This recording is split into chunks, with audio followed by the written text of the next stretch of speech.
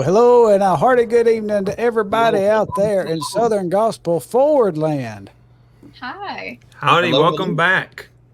Or if you're brand new from NQC, welcome. Hi. That would be an awesome theme park. Could somebody fund us so we could have Southern Gospel Forward Land? Forward Land. Awesome. Y'all, we are glad to see you. It's been about 3 weeks since we've seen you guys, and y'all have seen us, and we have experienced the National Quartet Convention, had a blast, had a ball, met so many of you, and it was such a blessing to see so many of our supporters, wonderful faces in person, to get to meet you, hug your neck, shake your hand. It was awesome, wasn't it, guys? It was. Everyone knows how tall I am now.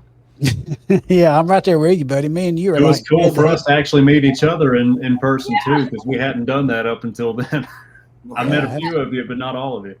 Yeah, brother. So many people look up to me. It's just amazing. Okay. Yes, I will always look up to you, Riley, for sure, because I'm through rowing for sure. I think I shrink from here on. But anyway, let's go ahead and move on, and we will get the business out of the way. I was talking to the crew. I'm a little out of shape and a little out of sorts, but I think I can get through all this. But we have got some sponsors and some supporters that we would like to recognize. So we'll go ahead and kick off with that. This is our most consistent business sponsor that we have had. The Heaven Bound Trio has been a blessing to us. Larry Jones and his wife and his group, and we got to meet them at NQC face to face finally, and that was a blessing. But they have been so sweet and wonderful to us, and we appreciate them. They did a wonderful job at the showcase when they sang and just knocked it out of the park. Just a wonderful trio. Would you please go to www.heavenboundtrio.com, look them up, check their schedule out, buy their music, and tell them that you appreciate them supporting Southern Gospel Forward.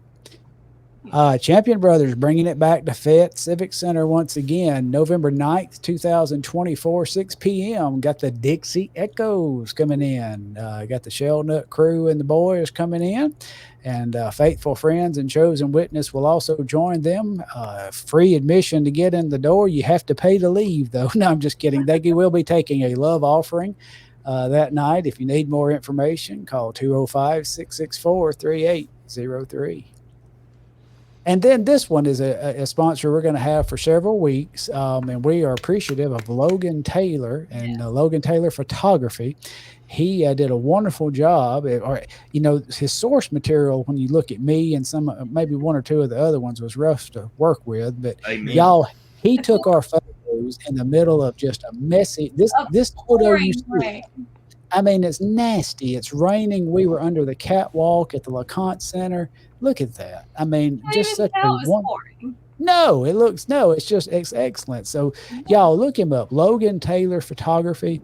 Look him up. He does a wonderful job with headshots, photo sessions, artwork. Just look him up, and we appreciate him so much for working with us. And another sponsor that's new had a donation given in honor of Hope's Choice of Alabama. They are located in Fayette, Alabama. I didn't say that right. They're in Fayette. I pronounced it correctly instead of doing the Fayette. But they are in Fayette, Alabama. A wonderful, wonderful ministry to women expecting and helping them and making the right decisions and the godly decisions, and as they are welcoming in their newborn, gives them assistance to these young families and single mothers, and just a wonderful, wonderful resource in our West Alabama area.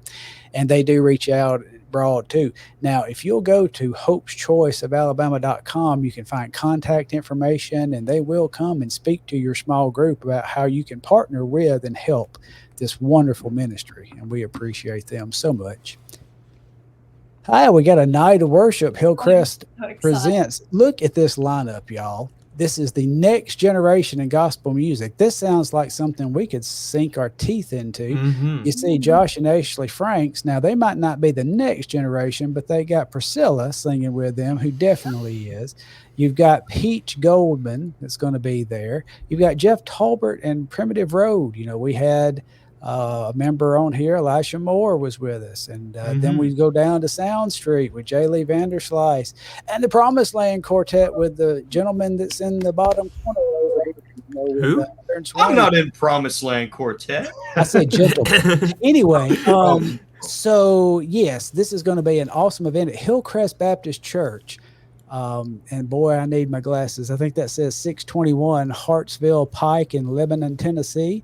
Look that up. Love offering will be received. No admission charge to get in. Y'all go support that. If you love young folks in Southern gospel music, that's the night for you to go visit. And this is a sponsor, again, that we're going to have for a few weeks. We appreciate Galleon Manufacturing. They are out of Sweetwater, Tennessee. And this is a family-owned and operated business. They started up way back in 1984. Goodness, way back in 1984. I'm older than that. But anyway, started by Buddy and Marcy Gallion, started a small shop and storefront building, and have grown to serve the Sweetwater, Tennessee area with fabrication jobs and machine shop jobs. If you will look them up, Gallion Machine Shop, they will do you a good job if you're looking for that kind of service, and they appreciate and support, they say, Southern Gospel Forward, and we love and appreciate them too for this sponsorship. We appreciate it greatly. Brother Jason, was that the last one? What I'm not going to forget tonight is the individual sponsors. Give me a cookie. All right, so we've got some individual sponsors tonight that, and look, these are also faithful, continual sponsors of Southern Gospel Forward. We have Daniel Garrett, Kyle Goodson, Daniel Hayes, and Andrew Potts. And we appreciate them so much for being consistently giving to Southern Gospel Forward and supporting us. And we met some of them at NQC and had a ball with them. Thank you so much. And y'all, we thank our sponsors. Y'all mean the world to us. A lot of folks visited with us at Southern Gospel Forward table, and while we were walking around at NQC, and the question I got asked several times was, how can we help support these sponsorships? Look, you're not going to find any place, I don't think, that has the low-cost sponsorships that we're doing on these things. I mean, $25 for a business sponsorship. And of course, we want it to be a business that lines up with our mission and our beliefs, of course. But $25 for a business sponsorship episode, $10 for individual. So if you would like to support us, that is one of the best ways that you can do. Another way you can support us is by sharing. If you're watching on Facebook right now, if you would share this to your friend list, that would be huge. Like the SBM Studios page that you're watching on. YouTube, we need to grow our YouTube subscriptions still, and we would appreciate it. It doesn't cost a penny, not even a half a penny, to click that subscribe and notify button on YouTube. We need you to go to youtube.com, look up SBM Studios. That's where you find Southern Gospel Forward Broadcast, and go ahead and subscribe, and that would help us out greatly. All right, so we appreciate you. Hey, how about we quit doing the commercials and we bring on our friend that we've got for episode 2 of season 2? Yeah. Sound like a plan? Let's go. Sounds good to me. Or should we just keep waiting? No, we won't. Y'all put your hands together wherever you're at in your living room and welcome Cody Shaneyfelt of the Chuck Wagon Gang. And the Shaneyfelt family and Newground. Yes. You got to get all the box checked there. The man from 1,000 groups. Absolutely. You never know where I'm going to pop up at. I tell you, brother, it was a pleasure getting to meet you this past week or last week at the National Quartet Convention. It was a pleasure. And you are a blessing to get to know. And I've been looking forward to this ever since we planned it, but especially since getting to meet you in person. I thank you for sharing your night with us. Oh yeah, it was great. And I think that other than the Chuck Wagon gang table where we were stationed at different times, I think the two other places that I was the most at was probably the concession stand line and the Southern Gospel Forward booth. Yeah, you might have been hanging out just a few times. See there. Look at there. This is what you call some young folks just sitting around a picking and a grinning. And Avery was multitasking and writing some cards out while she was singing too. But I do have video of that. But, we were doing all the Chucky stuff right there. We had Sister Guerin singing the alto, or she sang soprano, I know. Soprano. And Avery was singing alto, and I don't know, I was doing something. And Nick was singing I think me and you were just flipping. Yeah. Mm-hmm. So you were filling the role of Josh Gardner. I was? Who's Josh Gardner? Oh. No, I don't think anybody can fill the role of Josh Gardner. I was just tossing you a softball in case you wanted to hit that out. So, Man. I may take a swing at it later. I got to get my game built up a little bit. I hear you. Well, look, Cody, we always start this kind of a cold call thing. A lot of folks know you who's watching, but some folks who are watching may be the first time that they have come across Cody Shaneyfelt. And why don't you take just a moment, like you just are a stranger to them, and just tell a little bit about yourself, how you got started, anything you would like for them to know about what got you here today. Interestingly enough, all I've ever known is music and ministry.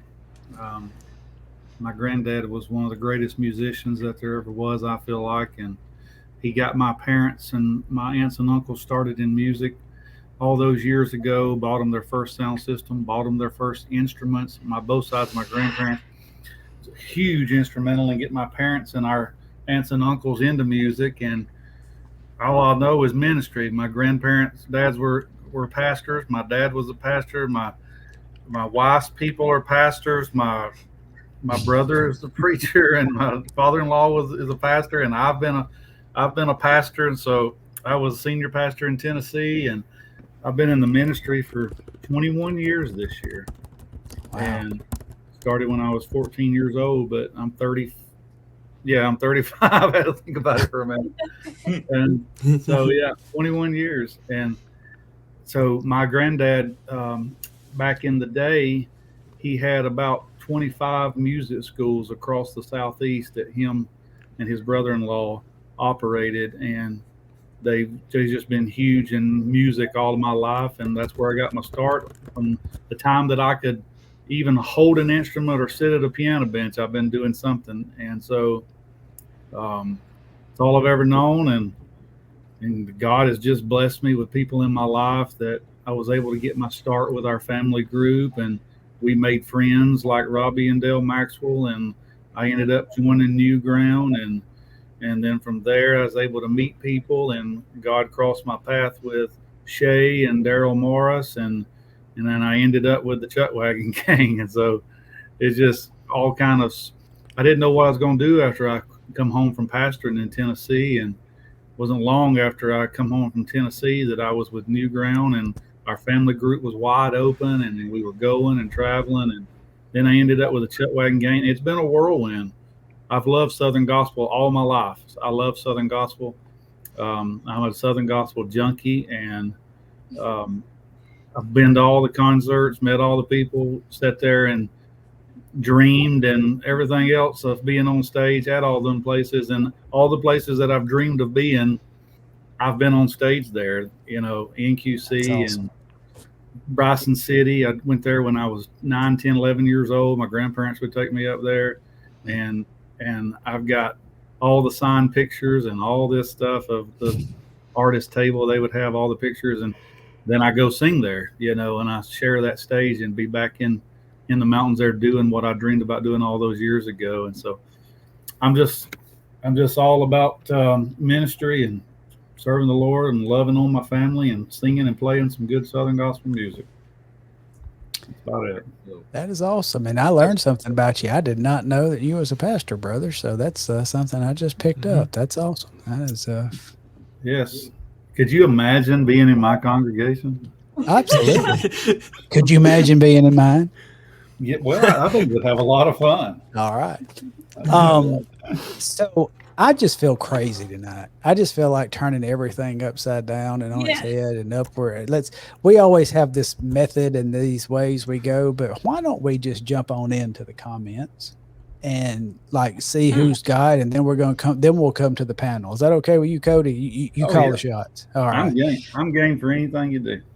All right. Well, let's see who we got. We got now this one. I don't understand how this works, but on YouTube we had 2 comments from like a day and a half ago. I don't know how that happened, but this one has been up here for a day, I know. And Odie says he knows and been friends with his family for a long time. Yeah, Boggs family. They are from Ohio. Great. Here's another one. Here's another one that was on for a while. Beverly Simpson's a big fan of Cody and loves what he sings about. We do too. Yes. Braves fan 98. Hey, we hope we have a infamous. great show too. He's going to have to watch the replay, and yeah, we know who this is now. We know. We're waiting to post the reveal. I've known him for a while. He bought me food. There you go. Aaron, did you not meet him? No. Aaron. What? It's like Aaron was working a table or something. Yeah. I was stuck in one place all week. Bless your heart. I tell you what, Aaron deserves like 3 gold stars for NQC week because the Promised Land got hit with some sickness, had a couple of group members out, and so Aaron basically was working the table all week long. So he took one for the team. That's what you call a quartet man, brother. Sister Rachel Baines says, "Good evening, y'all. Thank you for joining us." Tiffany Roby, and it was a pleasure to meet Tiffany in person. I loved meeting her. Yeah, she's awesome. And her family too. Yes, absolutely. That CD. I have enjoyed spending that CD. I need to get me one of those. Yeah, the Roby family, it was fantastic. Hannah Bradford, and she's also one of our longtime family members and contributors, and we appreciate her. With them this week. Yeah, Brady Jones finally got to meet Evan. I'm sorry. He is much shorter in person, though. True. Sometime through this. Did I cut you off, Evan? You're good. No. I was going to say I'm 3'2". Oh yeah. Sometime in this interview, I don't know. He's probably if he's listening right now, he's going to come on and try to put a stop to everything. But I've got some great Brady stories when he traveled with us that way. Let's go. Let's go. All right, let's go.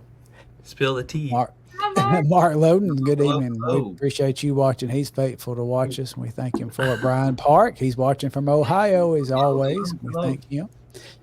Zach Stanley. It's like we've already just said hello to him. But anyway, and we'll see it later. Chase Emery, hey bud. Hello, Chase. Howdy. Joining us. Miss Johnny Parrish, met her in person, and she was a blessing to see. Good to see. Love Nathan them. Dewberry is watching from the My road. buddy. Car. Hopefully he's not driving. Hope not. Be careful. Hey, Miss Harrison, good to see you from Winter Haven, Florida, and y'all be careful down there. I know you're getting ready for that hurricane. Please be careful. Pray for our guest host, Leah. She's in Orlando too and can't get out. So I sent her a message and she hadn't texted back yet, but I told her she better be watching and get back up to Hayden if she needs to, for sure. Miss Eunice, hello from Michigan. Good to see her. She's always faithful to support us. Brianna. Hello. Looky here. It was great seeing her in person. She is a faithful contributor. Brent Bigby, met him in person as well, and we enjoyed it. Peggy Matthews from Clinton, Mississippi. Thank you for joining us and watching. Robert Bradford says, hello, Cody. Oh, Papa Bradford. In the flesh. Daniel Garrett, we got to meet him in person. He's another one of our faithful supporters. We appreciate him. Matthew Mays, hey, bud, good to see you. And Blaine Rayleigh, good evening to you, sir. It's Mary Beth Gosa Parker. She's got kinfolks in my area, and it was a pleasure meeting her. She was just a joy to be around. Big encourager. Megan Edgeworth, always a faithful watcher on YouTube, asked, does the Shaneyfelt family still sing? She remembers watching y'all on Alabama Gospel Roots. I'll let you answer that. Yes, when we all are home and can get together to do it. Yep. Okay. Yeah, we do. We Very do. good. As crazy as our schedule is, we do.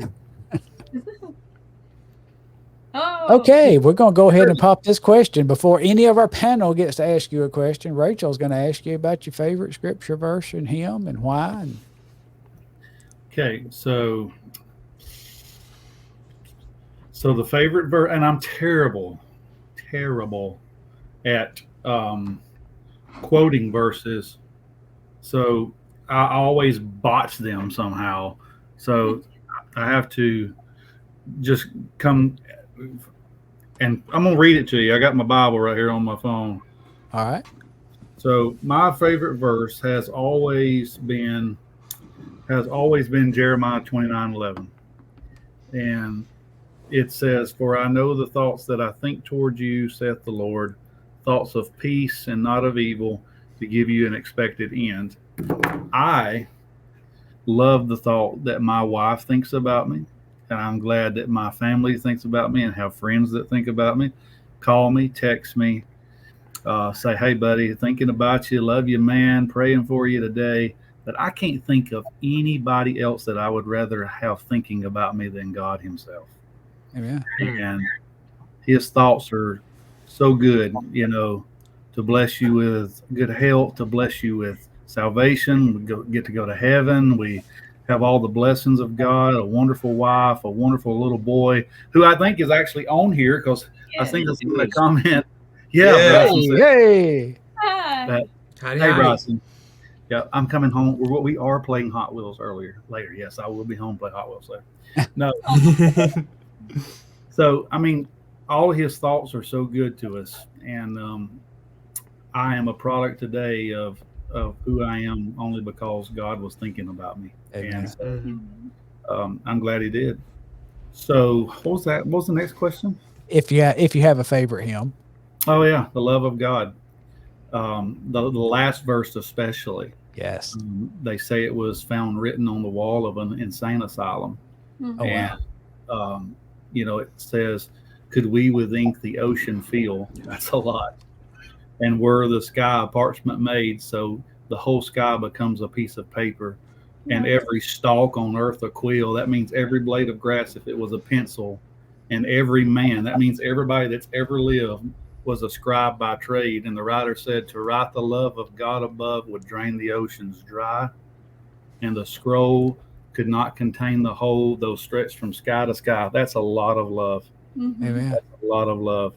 And there's nothing greater than the love of God. And I am a product of that. And that's my mission, to let as many people as I can know about the love. So yeah, love of God, especially that last verse it's always been big to me, because man, what a recipient of love I am that I didn't deserve, Mercy. Amen. We all are. All right, this is a good episode already, and we're only 20 minutes in, so That's right. there we go. I think Brother Cody's got my all-time favorite answer to favorite verse and hymn. That was fantastic, my brother. You could cue the Singletary right there, and we could say it's been a good night. You know what I'm saying? We could, but let's It's hang good out to a be little in bit church more. tonight. Oh, Man, gee. We got any more? We got to, hey, Brady. Hey, Cody, have you ever witnessed someone being put up into a toilet? Yeah. We're going to have to, we need to hear about this. So, I'm pretty sure, and Brady can correct me if I'm wrong, I'm pretty sure that he was on the phone with Zachary Wilburn when this happened. Yep. So, I was hanging out, we'd all in the room together, me and Josh and Brady. And so, new guy gets the fold out bed with the bar in the middle of it, and so he was on the fold out bed, just talking to Zachary. And I don't know, I was playing on my phone, and I don't know what Josh was doing, but I remember Josh had either come back in the room or was coming back from the bathroom or something. And he just walks over to Brady and just flips the couch at the bed and just folds him up in it like a burrito and it holds it up so tight that it locks in place and Brady can't get out.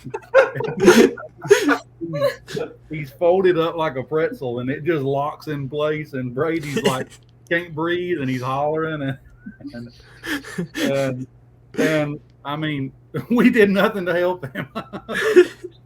And this is why he joined the Kingsmen instead. Yeah, really.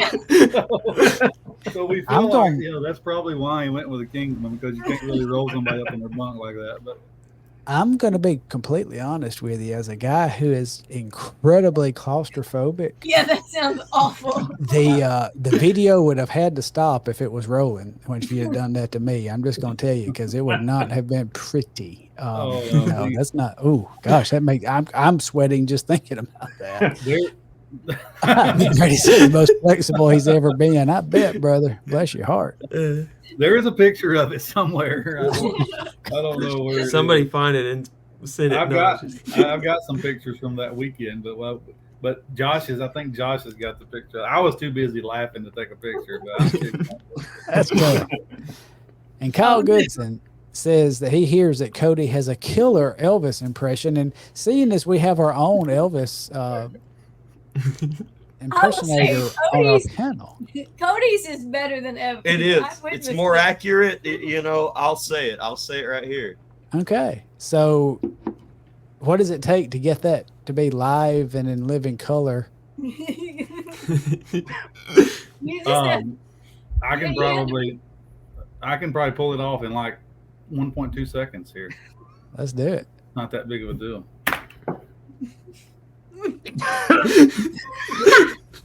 Oh, good. That's as close as you can get. That's what he's like that's today. as funny as it was at midnight at Cookout, man. Okay. So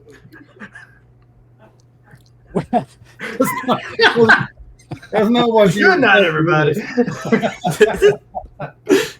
So I feel like I was set up a little bit on that. And so if anybody out there has any letters to write, please forward them to the Bradford household or the Shaneyfelt household. Okay. Don't send them to the Or the Goodson household, because he's Let me give you an I'm address. never going to Memphis again. Wow. That's right there, buddy. Okay.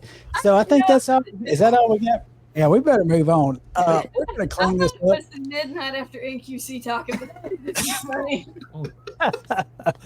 That's interesting. Well, look, here's what we'll do. And again, I'm just feeling crazy, and we're just turning everything wimpy wompy all over the place. So my brother Aaron has always been the caboose in our question answering. So tonight, why don't we reverse this thing in our order? Go Aaron, Avery, Evan, and Riley, which is actually alphabetical order. And I didn't even really plan that, but Aaron, Avery, Evan, and Riley.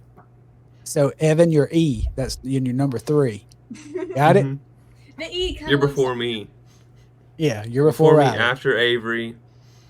Aaron's first, yeah. So Aaron, save us. Help us out, brother. Well, there's a reason that the guy that rides in the caboose doesn't get let up into the conductor's seat. But anyway, we'll try. So I've seen you play piano and bass guitar, but how many instruments do you actually play, and how long have you been playing each of them? Well, drums was first. That was my first thing to learn to play. That was also my first job on the road with a group. I was a drummer. That was my first thing. That was my first.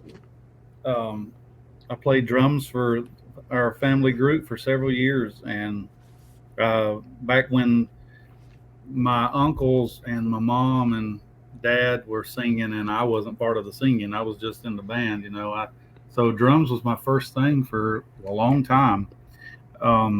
So probably. Oh Lord, I think I started playing drums when I was 5 or 6 years old, and so that was first. Then I probably started. I think guitar was probably next. Started teaching me. My granddad started teaching me acoustic guitar, and so I picked up on that, and just went through a phase there where I bought a lot of instruments and people bought me a lot of instruments. And so I don't play anything well. I just play several things. And so kind of a jack of all trades and master of nothing. And so so piano was probably next. I was probably 9 or 10 years old when I started playing piano. And then my dad, who was also pastor at the time, he's retired Air Force, and so he was gone a lot when even when he was pastoring, he would have to be gone a lot. Well, he was the bass guitar player. So just out of nowhere on one Sunday, I remember I picked up the bass, and I think everybody was a little nervous about that. And I just started teaching myself to play the bass, and then he would help me. And so I just kind of became the bass player, and then I picked up different things along the way, like the mandolin, and kind of plinked around on some other stringed instruments. And I love a steel guitar. I'm currently a student of steel guitar, and I started picking that up. I love playing the steel, and so I play a few things, and I play some better than others, but I love music. So I don't know, efficiently maybe 3 or 4 instruments, inefficiently maybe 7 or 8. So. Fantastic. But I do get a kick out of trying. I don't know if people listening to me get a kick out of it, but I do get a kick out of it. Amen. That's how I feel living with Evan. He's jack of all trades and master of none. Yeah, he plays everything. Yes. So Those guys make me sick.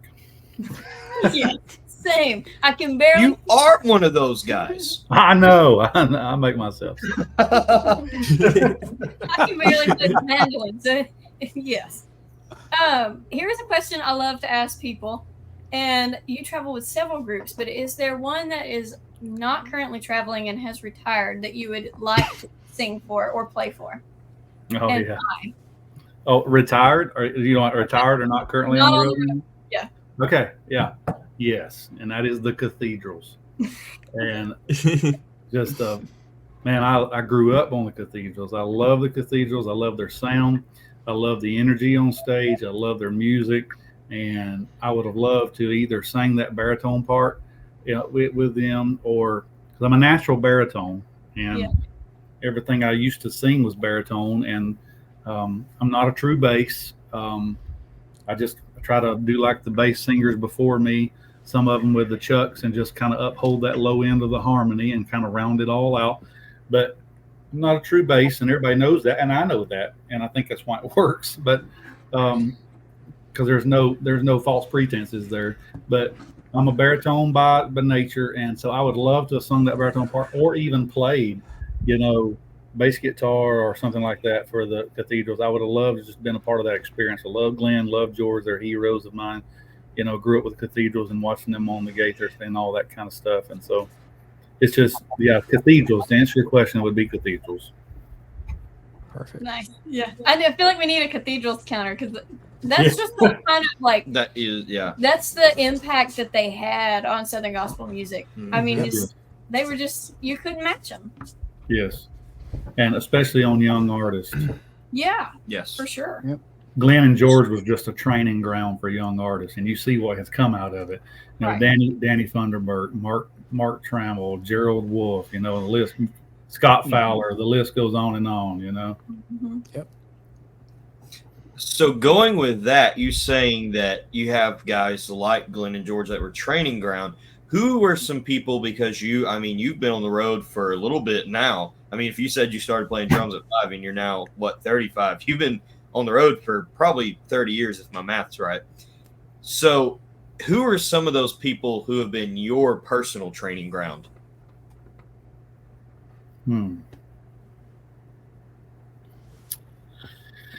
No doubt, instrumentally, probably my family, my dad and granddad, and that helped me in those earlier years of cultivating my music and pushing me and giving me the opportunities. There's been a lot of them that took a chance on me, and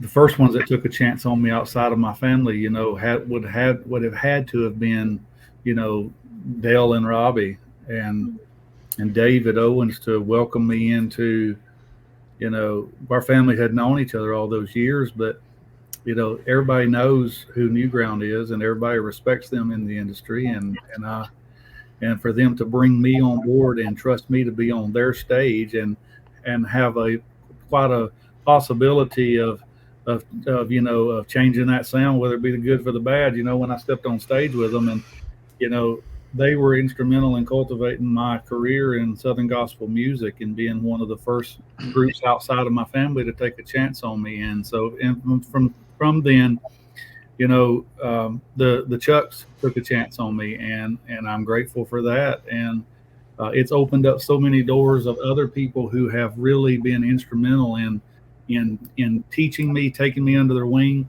You know, one in particular would be the friendship that I have been privileged to have with, you know, with Randy Shellnut, and he's like a walking Southern gospel, you know, encyclopedia and music genius, and all these guys, you know, and people that we work with from time to time. You know, they're my heroes. They're encouragement. I'm gonna tell you, Southern gospel music, there's people out there. They are a huge family of encouragers. Yep. And if it wasn't for that, we wouldn't have near the chances or the opportunities that we have to be a part of this amazing music in whatever capacity that we're a part of it in. And it's just because people are like, hey, I remember where I came from too, and I want to lend you a hand and pull you up, but here's one condition: you've got to be willing one day to turn around and throw your hand down and pull somebody else up too. And I won't ever forget that. And I'm looking forward to the day that I can turn around and extend my hand and say, come on, man, let's give you a chance. Let's get you in here. You know, so. Yeah. Miss Robbie is one of my biggest heroes too. I love her. I don't talk about that much, but like growing up, I remember going to see Newground, and I was like, I would love to sing like Miss Robbie sings. Yep. You're great. Oh, there's Mama right there. Yeah. Mama Robbie. Yep. Yep. Nothing like being on the bus with Dale and Robbie and David. I'll tell you that. That's a crew right there. So continuing along the same lines, you mentioned the cathedrals being big inspirations for you growing up. What are some other groups that kind of shaped your love for gospel music? It's inspirations all the way. And there is a backstory to me and the inspirations that I'll tell y'all in a different place, I guess. The time is just amazing. It's an incredible story that not a lot of people know about, but inspirations have been big in my life. I've got this here. I don't know if you can see this or not, but I went every year to Bryson City. Okay, my grandparents would take me up there every year to Bryson City, and I got to know all those guys, and you know, they become heroes to me, and we got to know them, and they would know me when I walked up to the table, and inspirations was huge. And I grew up standing in between my grandparents in his farm truck, singing at the top of my lungs, Jesus is coming. And so, I mean, it was just part of my life, you know? So, yeah. So they would sign this stuff. I don't know if you can see this. It says to Cody, our buddy. Aww. That's too cool. Wow.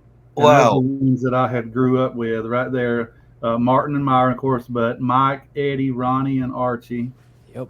And so I've got, I don't know how many, you know, and then, you know, like the ones with Matt and Milton and Jack Laws, the bear hunter. And so the inspirations was huge in cultivating my love for gospel music. I fell in love with gospel music at Inspiration Park in Bryson City. My first big experience to a Southern gospel venue, you know, was in the mountains of Bryson City in Inspiration Park. So, so can I insert a follow up to that? Sure. So, what was it like for you after attending all your life to be on that stage this year back in Bryson City at Singing in the Smokies? Very surreal. Very surreal. I couldn't believe that I was there. Couldn't believe I had the opportunity to do that, and stood on that stage and looked down the hill Mm-hmm. where the old stage Oh, was. yeah. And man, and could remember in my mind the sea of lawn chairs out there, and what was going on that stage with the ferns sitting out there and the lights on in the stage and all that stuff. And I'm like, I'm here. I mean, this is incredible. It blew my mind. And So I've been on some cool stages, but that was probably one of the coolest ones, So as a bucket list check for sure. Good stuff. Good stuff. tonight wins the award for most wholesome episode we've ever had. Honestly. Absolutely. Well, and on that note, we're going to go to our comments, and yeah, it's not too bad. We're gonna yeah, but we got some good reactions on some things. But yeah, Scott talks about Cody frequenting the tables of Mel's Diner last week too. Convinced us to go to Mel's, and we won over with Cookout. Yeah, absolutely. Yeah. Jordan Garrison, world's okayest brother-in-law. Yeah, Jordy. Yeah, that's the old brother-in-law. Fantastic musician. Play anything with strings on it. Me and him. Oh, there's his wife. Yeah. My favorite She's sister-in-law. watching. Thank y'all for watching. Appreciate that greatly. Christine Mann. Hello, guys, and Avery. She goes to our church. We love her. Yes. Whitney Holcomb is watching. Hey there. Good to see you. Oh, there's And Justin Bufford. Justin Bufford says, hello, my friend. Long time preacher friend of mine. Tony Goforth from Louisville. Hey. Tim Hello. Caldwell. Hey, gentlemen. Hey, he called us gentlemen. And He wasn't speaking to everybody. And young lady, there we go. There we go. Yeah, there we go. Gospel Messenger is tuning in and watching from Maryland. And they always keep up with how many states are watching, but we're early in the game. Yeah, we got 5 mentions so far. So we'll keep trucking with that. Caleb and Anna Shaneyfelt. Who is Cody Shaneyfelt? I think the real question is, how is Cody Shaneyfelt? Yeah, what is, anyway? Spoken like Serena Doss. Hello, Evan and Avery. So Wow. I've got your I see how it section. is. Yeah, really. Brother Mitch quit. is saying not true that Cody is a great upright bass player. When he was, Yeah. Facts. Mitch is kind. he is kind, Buddy. but he's truthful too. Paula Hendricks, not what she was. And now here we go. Not what they were expecting on the Elvis impersonation. And there's a few more. I don't know if there's a pun intended, but Blaine says he's dead over there. That was. So was Elvis. And Hannah Bradford, how do we continue after that? Where we're going to do our best. And Robert Bradford's laughing and snorting. And He came through and he was like, I almost died. Now, Mr. Miss Shaneyfelt did say that Cody has another impression of a ex-president, but I don't know. I thought about putting that up here, and then I thought there were just so many directions that could go. So I think I'm going to leave that one alone. I think I vote off camera. Keep going. Oh, You can burst out in it anytime there, Cody. Yeah. Janet Garrison is watching and says, the mother-in-law. yeah, Oh. look out. Mother-in-law. Look out. Yeah.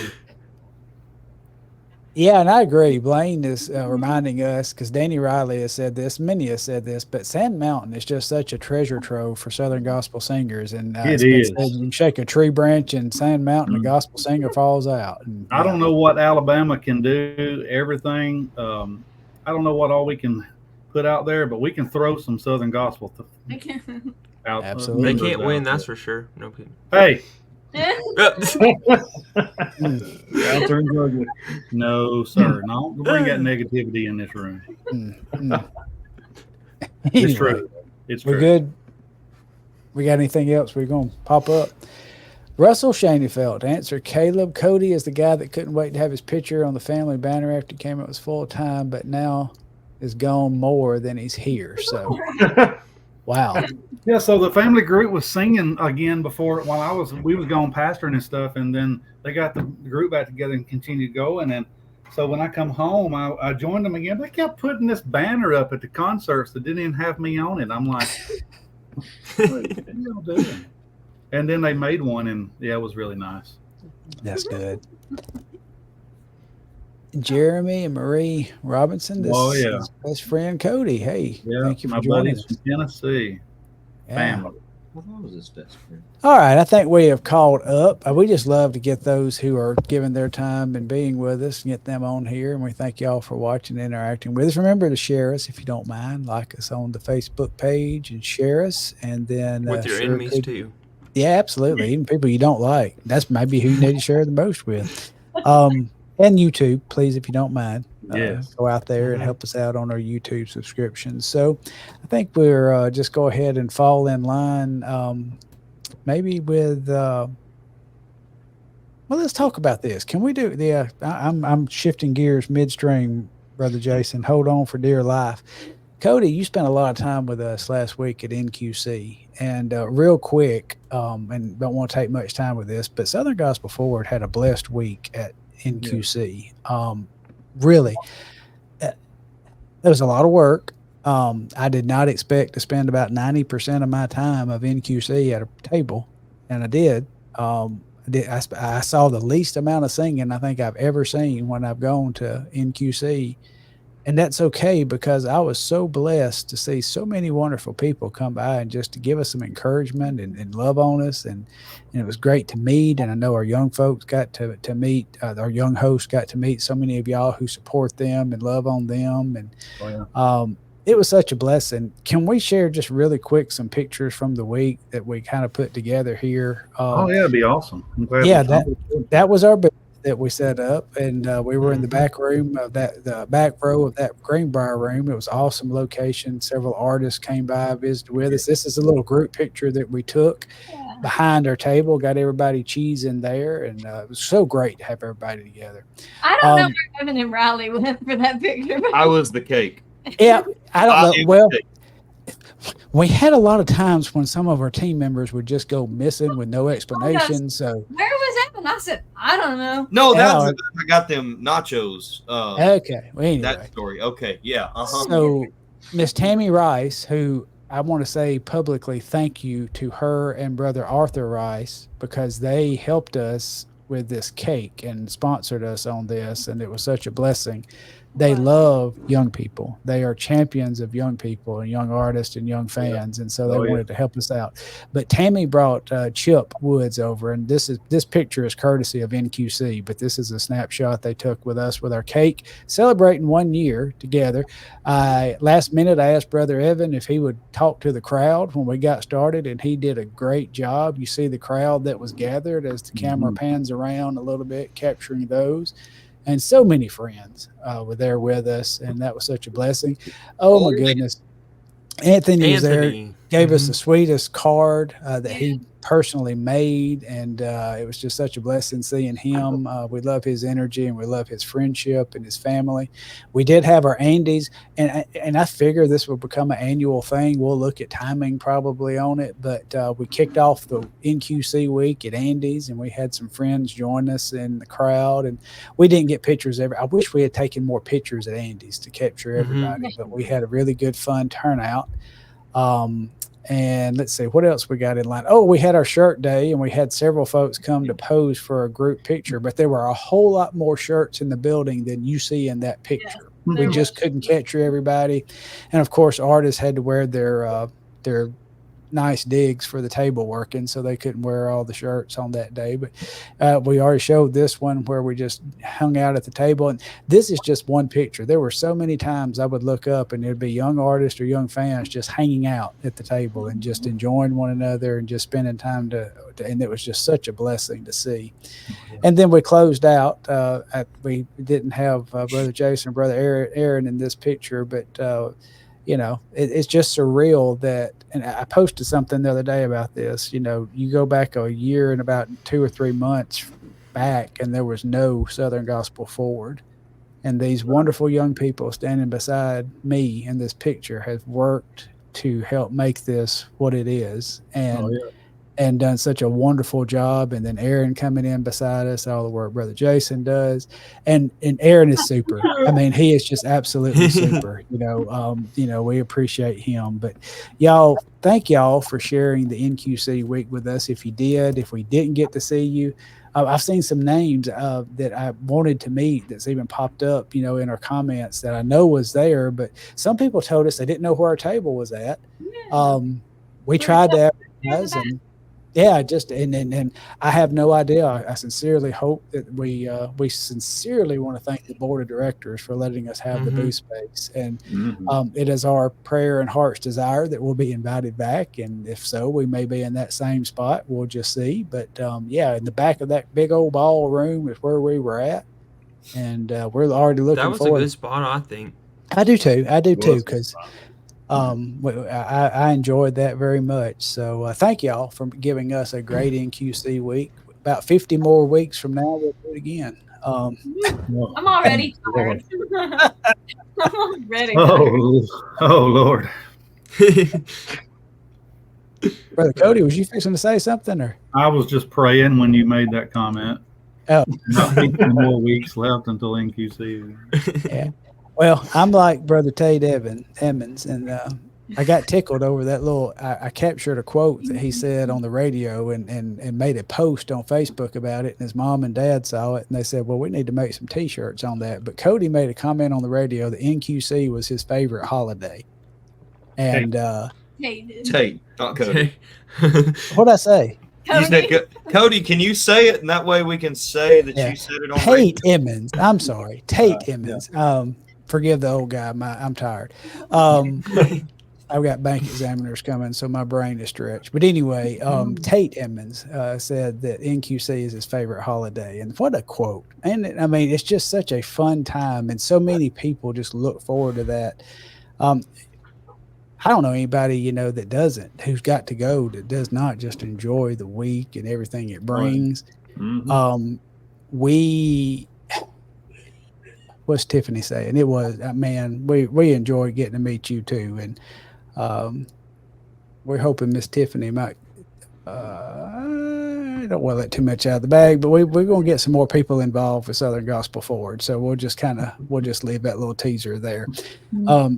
Avery has been far too long the only female presence on this thing sometimes, so we'll see what happens. But which we do have some female posters in the Southern Gospel Forward group. And y'all remember, if you are a Southern Gospel artist of any age, or if you are a fan and you're in that 35 to 40 range, like Brother Cody, and are under, we would love for you to join a private Facebook group. And it's private just because it's just a place for us to kind of have community and not have to worry about the spammers and the attackers and the freaks and frauds and all that kind of good stuff out there in this day and time. And maybe I shouldn't have said that, but it's true in Facebook land. Y'all know if you've got an account. And so we do this to protect and to have a good, safe place to be.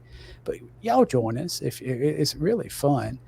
We would love for you to be a part of that. But anyway, we do have some that post in there. I know Ashton, Riley's sister, has posted a lot in there. And then Hannah Bradford is posted. We're going to get some more people involved in Southern Gospel Forward. So we'll lay that little teaser out there. But mercy alive, it was just such a blessing. And also one thing, and I'm actually going to do something here in a minute. I'm going to actually just pull myself out and leave the forum, so I shut up and stay out of the way. But I enjoy Southern Gospel family so much and seeing it in practice. And NQC is just such a way to see it. You see artists in community. You see fans in community. I saw artists taking time to pray with fans, to talk to fans, to share with fans, to pour into fans in their lives.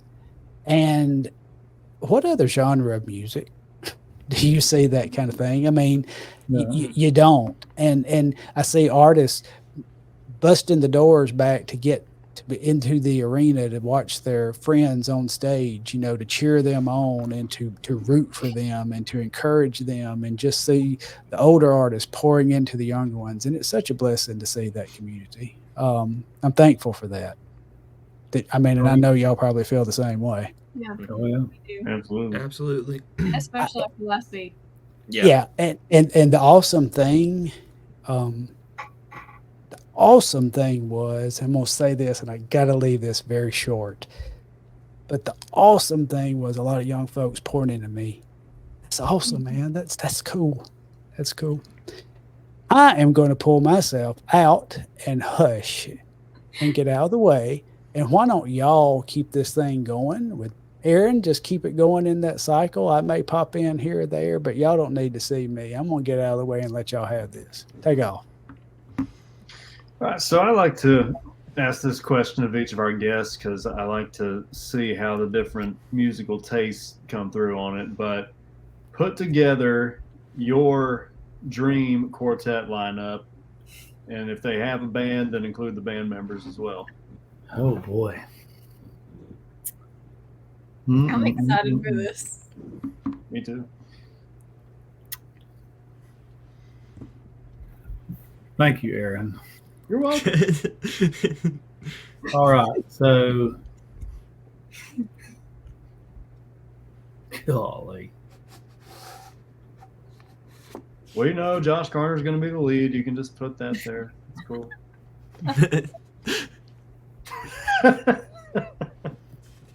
Josh Gardner, Please tenor, cue the lead, music. baritone, and bass. yeah, the world's greatest quartet singer, as he said. That sings in a mixed group. So, so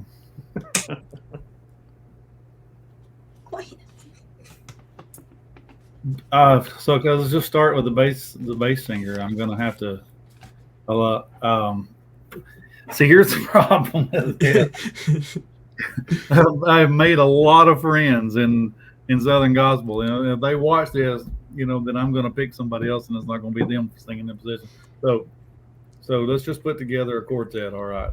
So please, nobody get offended with me, and don't cut the wire on my microphone the next time we work together at a concert. So, let's just start with a bass singer. I'm gonna go with Jeff Chapman. Yes. And That's a good. Oh, Should I put the picture up of you in the crime scene where you died when you met him? Yeah. he's just like he's a beast, man. Mm-hmm. Baritone's gonna be Mark Trammell every time. Yes. absolutely. He's the goat when it comes to. So lead singer.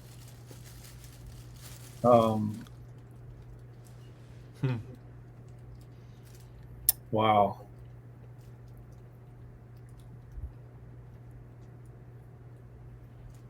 That's tough. Yes, but I'm interested to hear this answer.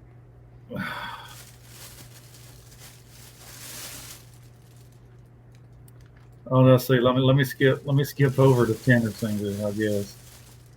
Let me skip over to tenor singer. I'm probably gonna pull David Sutton. Ooh. Mm. Okay.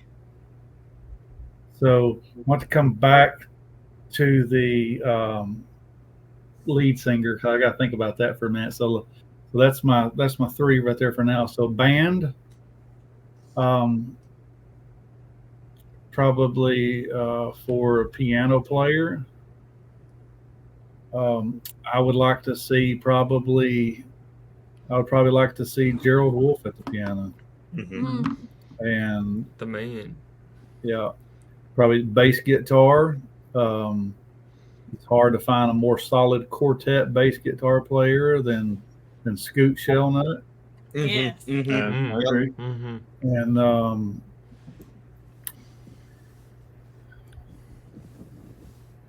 probably gonna put Mike Hopper on the drums.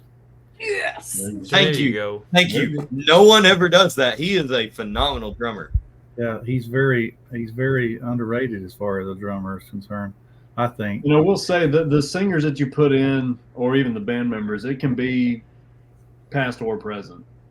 Okay, so if I'm going past on piano players, I'm gonna have to put Jeff Stice on there. There you So lead singer, if you want a lead singer of the past, I mean, you can't pass over Glenn Payne. You know, so lead singer present, Josh Garner.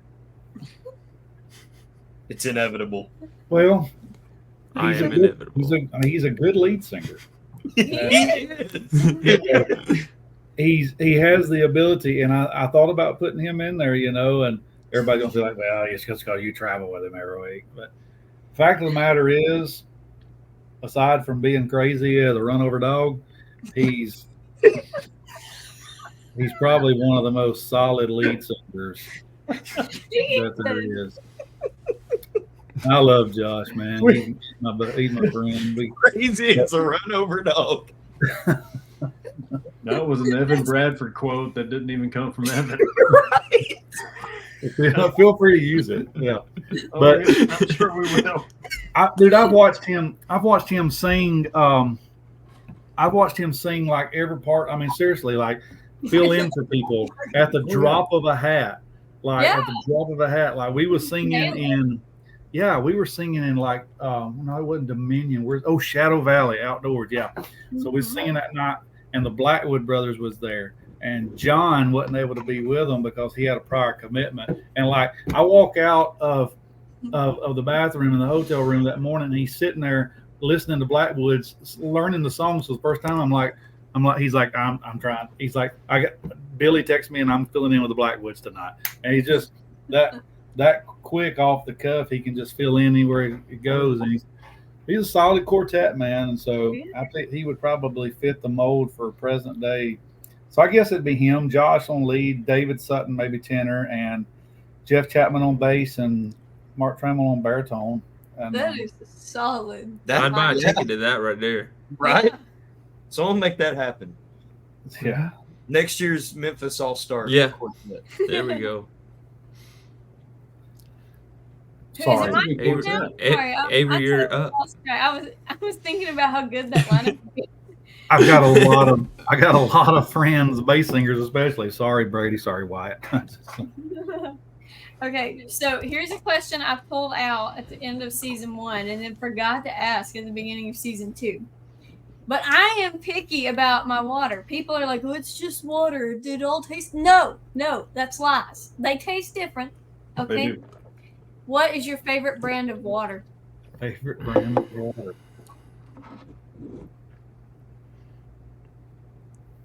That's an interesting question. I drink all kinds of brands of water because I have to, and because you sing whatever's in the church refrigerator wherever you're singing at, you know. Yeah. Sometimes that's tap. Yeah. So I don't know. I'm a big. I guess I'm a.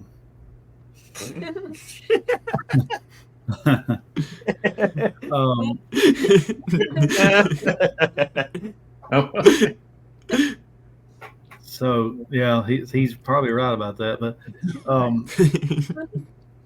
probably the wall. Listen, honestly, the stuff we drink the most is the Great Value water brand, a Walmart brand. It is good. Yeah, it's very clean tasting. Yeah, and everybody like, oh, let's drink Dasani. Well, when I get done drinking Dasani, I'm still thirsty, and because for some reason I'm like, no, we don't. No, your wife said he doesn't drink water. So, ginger ale has water in it. No, I drink Sprite. Sprite's clear, right? Time for my question. Yeah. Go. All right, here's my question. So we Yeah. know you like ginger ale. So what's your favorite road trip snack? Ginger ale. Favorite snack. Let's see. It's gonna be a tough tie between hot fries and honey buns. Together or separate? Yeah, probably that, and probably not going to be trumped by Oreos. Oreos is a big deal with me. Yeah, man. And yeah, well, that's true. But I like those little, what do they call them things? The little pizza things or whatever. Combo. Yes. Yeah. I like combos. Yes. Combos and honey buns. Oh yeah. And probably a little bit of beef jerky. Yeah. Man, they were good. Man, that's a meal. He made a road trip meal. Yeah, that sounds pretty good. There we go. Yeah, we eat out of a lot of convenience stores. Yeah. So I guess it's my turn now, right? Mhm. Wow, that's crazy. So I introduced this question. I don't think I did it for the Garens. I think I did the Andy's question instead. But what is your Chick-fil-A order? Oh, that's a no-brainer. Number 3, the 12-count large combo with a lemonade, an extra honey mustard, and Chick-fil-A sauce. Hallelujah. Hey man, What is let's that go number? eat it. Is that like 12 count? Number 3, 12 count. Oh, number. Oh, Yeah. I was like, what's a number 12? I don't know what that is. Number 3, 12-count large combo. I want them waffle fries large. I did fries today. I despise it with a passion. Excuse me? That's just throwing that out there for everybody. I'm just, You don't like the waffle fries? No, I don't like making them. Oh. Never tried that. Bad on my back, but you know what? We make it. Hey, diamonds are made from dirt. Just remember Yeah. that. So my first public job, not my first job. My first job was working at the family business, which was a sewing factory, which I'm still employed with Making today. socks, Didn't right? you make socks there? No. This comes from a Inside. 2:00 in the morning conversation at Cookout. And so, no, we don't suck. Contrary to popular belief from people who live in the mountains of North Carolina, we didn't make some. That was funny. That's just.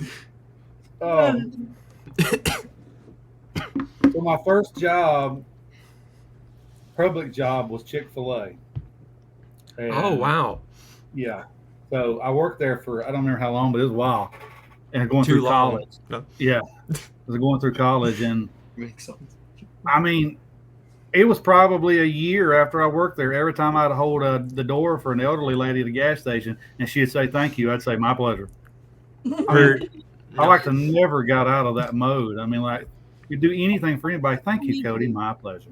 Is it I true do it or all the false time. that they brainwash you at Chick-fil-A to say that? I think it's. Yep. A Did you also They do. say heard? Heard. Oh, Heard like, yeah. Yeah. That's Eat forever more. ingrained in my brain.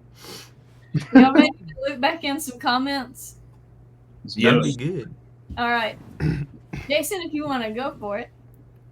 Cheryl Crock watching from Southern Indiana. Hi. Nice. Hanging in Southern Indiana. What's the most stressful Who's part this about guy? traveling? Why is it Josh? Because he'll fold you up into a fold-out couch. Not Yes. Cody. I don't even have to answer that. Aw. Oh, Proud there's of our Pops. boy. There's Daddy. Oh, Oh, I also have No. one of Andy Guerin chugging we Sprite. don't need that video sent anywhere. We Oh. need it on the Ford private group page. Just It stay was- tuned. That was a painful night, y'all. For Southern Gospel Ford Plus. There you go. Subscribe. Oh, Blaine. We'll keep you in just for good old times' sake. Mhm. Blaine, we call it grandfathering in. You'll be safe. Oh, JC. Hey, if y'all are at Memphis Quartet show this year, go and see Unity 4. There's a little, what do they call that? Plug? Yeah, there's Unsponsored plug. Y'all go see Unity 4 if you can. They are awesome. They are very good. I saw a video of them. They are awesome. I want to Yeah. hear them in person. So, Mark Yeah. Spence. Hey. woo! Uncle Mark. Oh. Yes, that band one Agreed. is good. Agreed. Mhm. That'd be tight. Crazy's around for now. Mhm. That's a highlight. There's been Highlight so of the many. episode. Yep. Run over dog. Man, you really got it with that run over dog.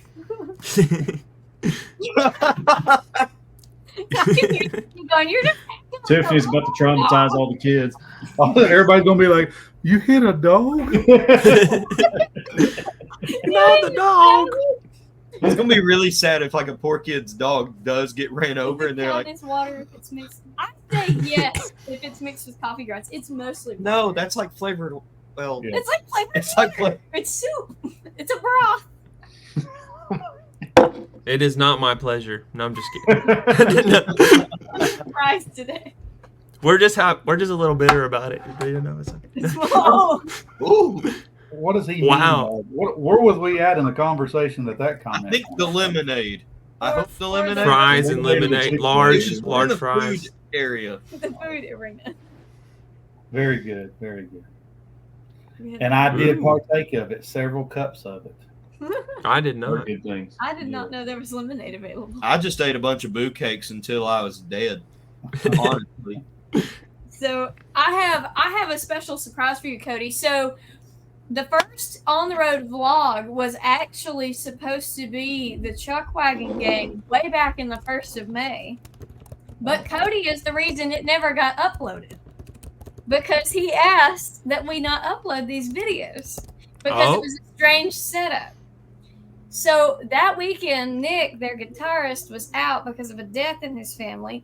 And so for the first time, and what we were discussing was, from as far as we know, the first time the Chuck Wagon gang had performed with just a piano. And Cody was the one playing that. And I actually have uploaded a clip so everybody can see just a small clip of what that concert was. Because it was awesome.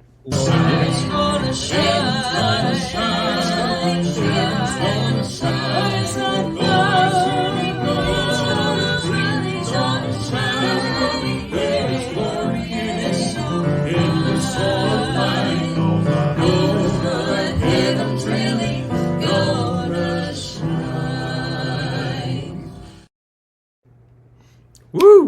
That was going to be a whole vlog. So, Cody, if you want me to upload the whole version of that, I will. But if not, we'll just go with that clip. You should also do Josh's laughing song from that night. Yeah. I really enjoyed the Mighty Word of God with piano too. That was cool. Yes. I saw that. I was between that one and the Mighty Word of God to upload, but that one was a little shorter, so I included that. Also, here's a little cheat code. The Chuck Wagon on piano is just mixed group inspirations. Well, Am I right, though? I guess. I mean, yeah. Today, Myron Cook probably wouldn't appreciate that comment back in the day, but Oh, was he not a big Chuck Wagon guy? well, he was the bass player, for the inspirations. Oh, yeah. And he's like, well, what are you talking? Where am I at? No, seriously, that's pretty much true. That was the Chuck Wagon gang had a piano player back in the early '90s, early '90s, and that was Harold Timmons. But it was they still had a guitar on stage, right, and there was no guitar, no bass this time. right? This was the first time in the history of the gang ever that has just been single piano on stage and it was awesome. Thank you. It was very interesting, to say the least.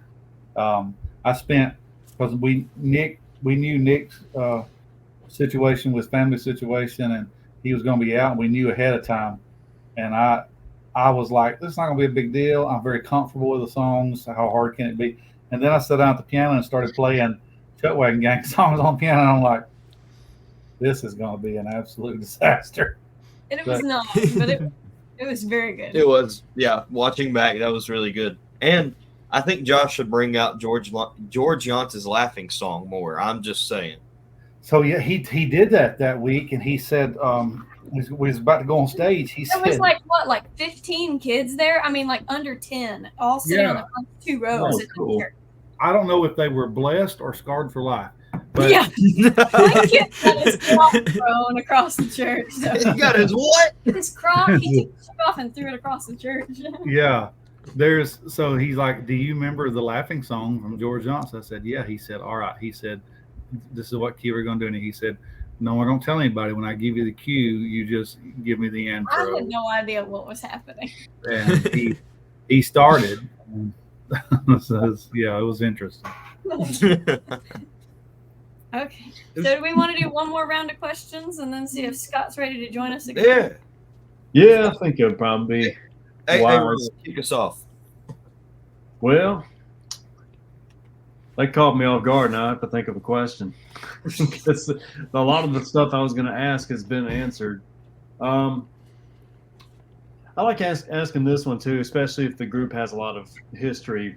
If there was a couple of Chuck Wagon Gang songs from over the years that you would like to bring back that y'all are not currently staging, what would, let's just say two of those, if you had two songs you could bring back, what would they be? Wow. We are not currently staging them. Wow, there's a lot of songs. Yeah. Yeah, Well, it's only been around Are they- 100 years. It should Are be the easy Chucks to narrow the down. longest running group in history? Right now? Blackwood. Blackwood's your number one, Chucks are number Oh, two. Yeah. Well, yeah, currently running. Yeah, Blackwood started, I think, if I'm not mistaken, they got it about 2 years. Mhm. Okay. Yeah. It's real close. Yeah, it's really close. So yeah, we're almost at 90 years ourselves. Except we're not currently staging as of right now.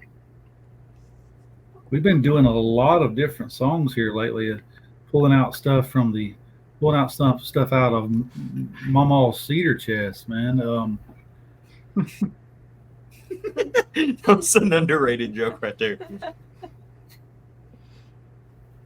You ever heard Two Gardens? Yeah. Two Gardens is the bane of my existence. Yeah, Two Gardens was a really cool song. It was. One that we did one time was Joshua led God's children into Canaan's land. That was a fun song that we did one time. We learned it for one concert that somebody had requested it, and those are a couple really cool songs. It's a really peppy, upbeat song. Oh, Joshua led God's children into Canaan's land. It's just really a lot of parts, a lot of minors, a lot of cool things. We learned it one time, then forgot it, and but it's a really cool song. And Two Gardens I love to hear Missy and Shaden sing that, and I love that song. Really crazy contrast between two Bible gardens that's talked about there. Really cool message in the song, and we do it ever so often, but it's a really good song that I kind of wish we would do a little more. Yeah, it's cool. Good We got a lot choices. of great songs right now though that we do stage, and Mhm. every weekend they pull one out of the hat, like a promoter or somebody from a church or where we're going will call and be like, here's a set, we want to hear these requests. And Missy's like, I don't think the boys have ever heard that song before. and so she will send us, she is faithful just about every time we go out on tour. She is faithful to send us YouTube videos, and me and Nick will have to learn songs that we've never heard before leading up to that tour.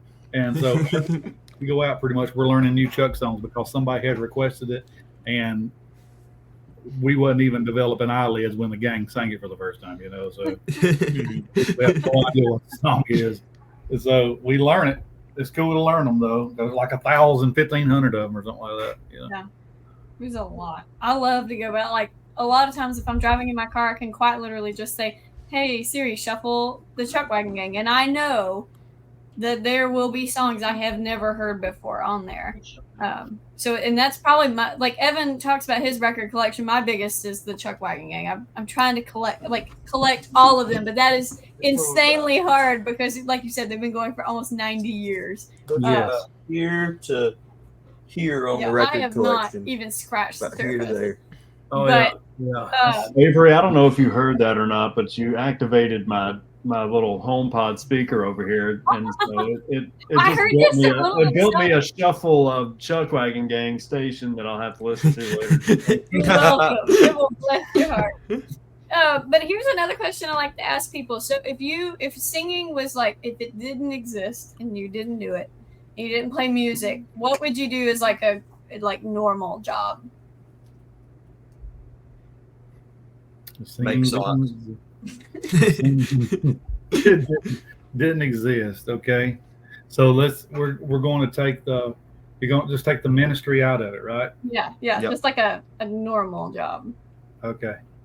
I know this is going to be crazy, but I've got a history of doing this. It's a few years ago.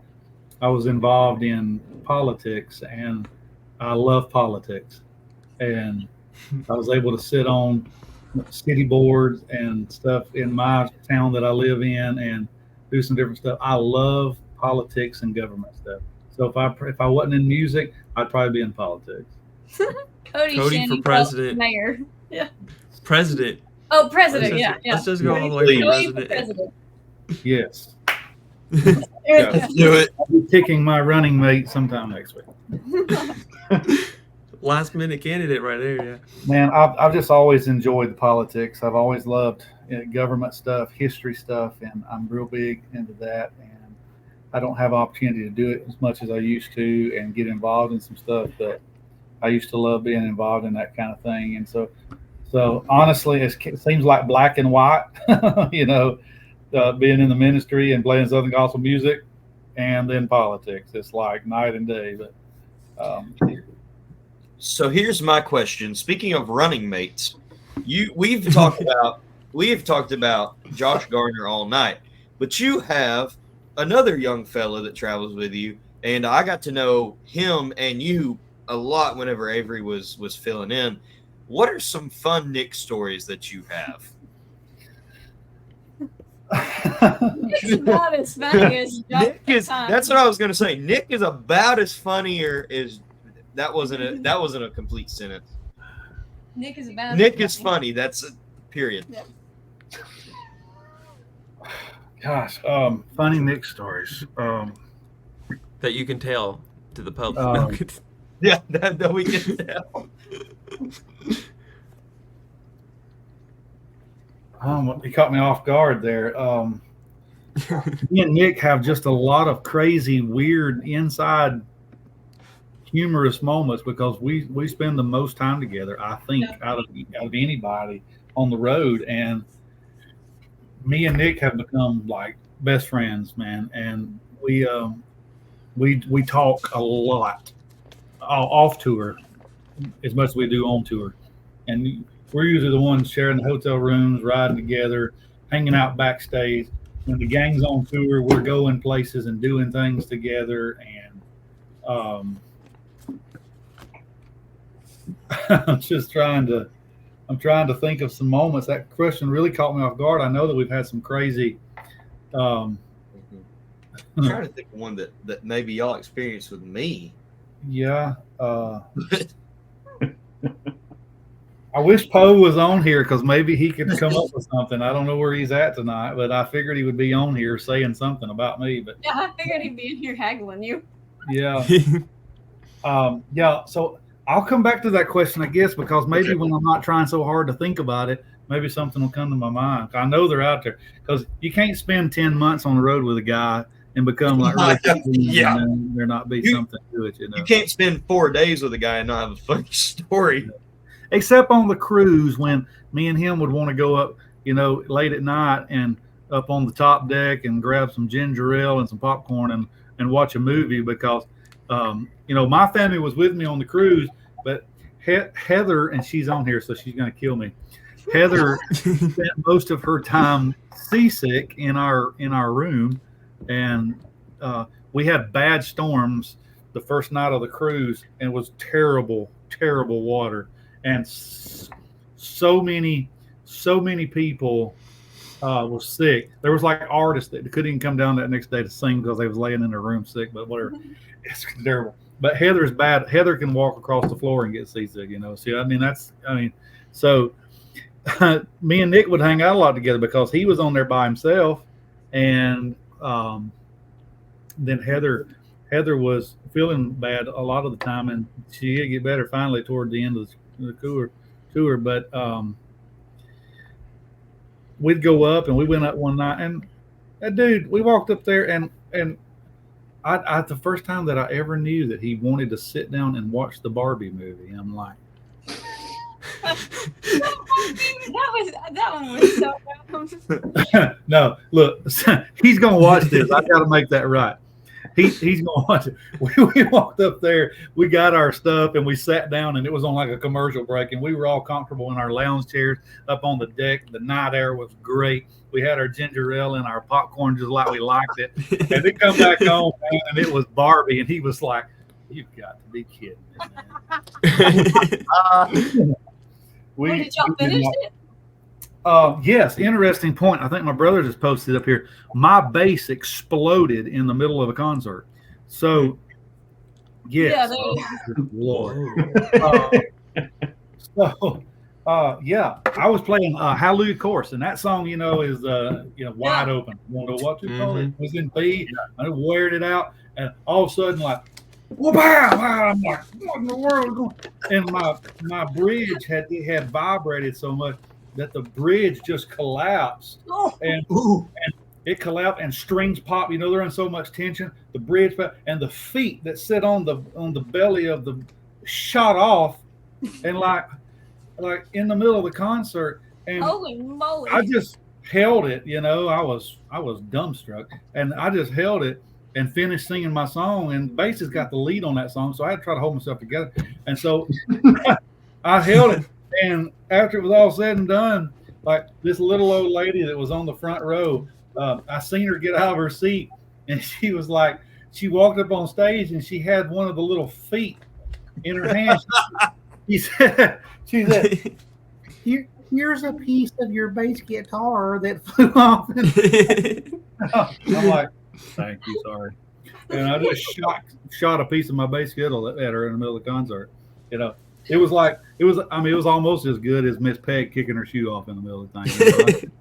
I was shooting a piece of my bass fiddle at people in the front row, like, watch out, flying the object. But during intermission, we went backstage and tried to put that thing together, but we couldn't get it fixed back together, and we had to finish that show without a bass. And I don't remember what we did for the rest of the week.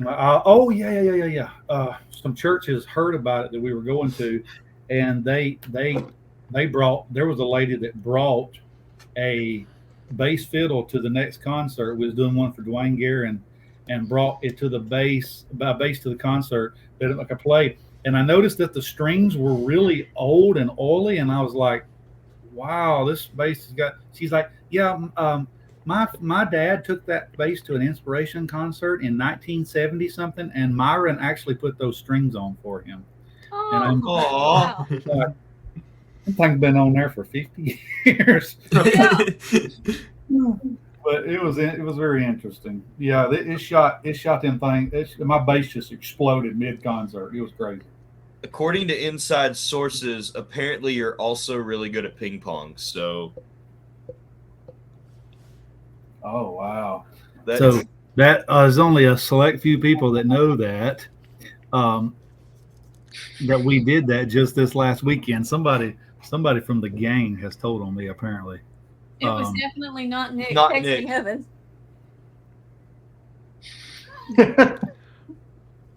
Okay. We played a lot of it, and yeah, Nick couldn't hardly move the next morning after that. So we played a lot of ping pong while I was waiting for the concert to start on Saturday night. Yeah, I enjoy it. I'm fat and I can't move as fast as what I used to, but I do enjoy it.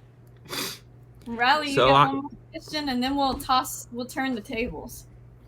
Oh, I was racking my brain. I was like, I can go really silly with this, or I can go serious. I decided to go serious. If you could had one last song to sing, what would it be? Like sing a last song. Mm-hmm. Oh, I'd Like sing You're Gonna Die? No. I'd sing. Oh wow, I would sing the record book.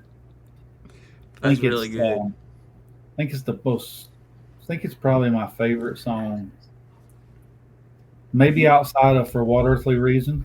That one is so good. Mm-hmm. I love that song. I'm glad a lot of groups have started bringing that song back out. Yes. So yeah, okay. So I would probably sing either. I know you need to narrow it down to one. That's really hard to do. For What Earthly Reason, it's got to be the top in record book because those songs have got such powerful content in them, and the lyrics are incredibly anointed lyrics put together by them writers. So I don't know, but Dottie Rambo could just write a song anyways, period. Yeah. Mm-hmm. She could write a song just just as easy as me getting up and going to get a drink. I mean, she just write a song, But she's powerfully, incredibly gifted songwriter, and those two songs have got pretty powerful meaning to them, for the sinner and for the believer. Such hope that's in them songs. But yeah, sorry I couldn't get it down past 2, but those two kind of run neck and neck, Riley. They're great. Yeah. Great. All right, Cody, we're going to turn this thing on our heads. You've been asked a lot of questions tonight. And so we started this in episode 1. You can thank Trevor Conkle. This was not on the slate. He just asked if he could do it. So we're going to give you the opportunity to ask us questions. You can do it all as one big group or individually. It's up to you. The floor is yours. And we will bring Scott back in if he would like. Oh, yeah, let's do it.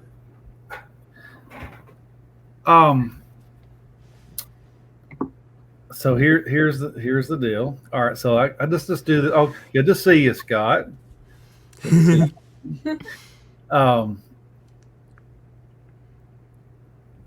So what has been the most? This is going to be a panel wide question, okay? What has been the most instrumental thing that has really captivated your heart about the Southern gospel industry? If somebody has done something, that has drawn you into this a little more, is an experience that you've had that has made you forever a lover of this music and this industry? What has been that thing that has pretty much thrown the anchor down and grabbed a hold of something that you're here for the long haul in this industry that really brought you into this music? Who's going first? I guess I'll go first because I've said this a lot. I didn't really like the music. I would go because my family enjoyed it. And, I was just kind of there. And yes, I was like 10, 11 years old. So I didn't have full maturity yet. And I remember going to Bill Bailey's Florence thing. And I always tell Bill that I thank him for putting that on. Because looking now, the groups that were there are the 4 groups that I look at today as like my 4 most influential. But the Perrys, this was before Tracy had his stroke. I remember I was going to get some popcorn, and you had to walk in front of the stage to get some popcorn. I remember Tracy just letting out the lowest, fattest, just beast note. And I remember looking up at him, and he's looking down at me, and I'm like, oh my gosh, this actually is kind of a cool thing. So I started getting more into it. Then I was saved, and that kind of influenced my heart as, it's not just how cool can we sound, it's also how many people can we touch, who can we touch, how can we be an encouragement. So I credit 100% Tracy Stuffle as to why, kind of like you said, the anchor that just ripped me and put me into music was Tracy Stuffle. He was my biggest influence and still is today. Oh yeah, outside of his impeccable chainsaw. Yes. Yeah. Absolutely. Yes. Next.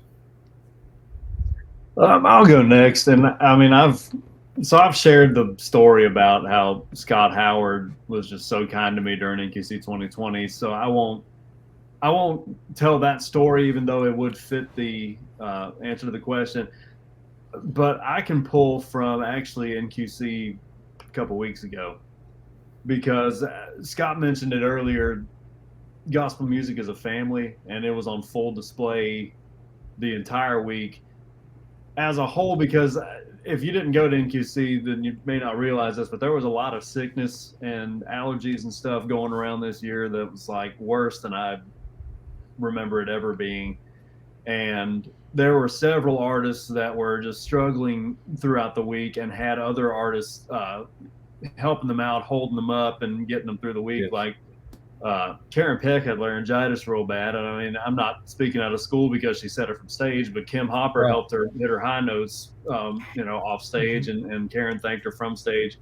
But like Jonathan Wilburn came up and helped out Josh Feemster with Gold City because he was having some allergy stuff. And then like in my group situation, we had 2 members out. Our bass singer was out with kidney stones, still recovering from surgery. So Casey Armstrong from Poet Voices that used to sing with us helped us out. But then we get down there Monday and my tenor singer goes down with some sickness, and he couldn't sing at all, and we had to sing Tuesday night on main stage, and Michael Yes. Booth jumps in with not even a full day of preparation to learn song. He knew the lyrics to one song, just not the arrangement. The other one was completely new to him, but he jumped in, and I mean, Knocked he it out. sold it. People love him, and I mean, we got through it, but I don't know that with our situation and just stuff that other people were going throughout the week in another genre, I don't know that it would have gone as smoothly, because it is a family, and we come alongside each other, we lift each other up, we hold each other up, and that's what I tell people all the time. I'm still a fan. I just get to hold a microphone a whole lot more often than I used to.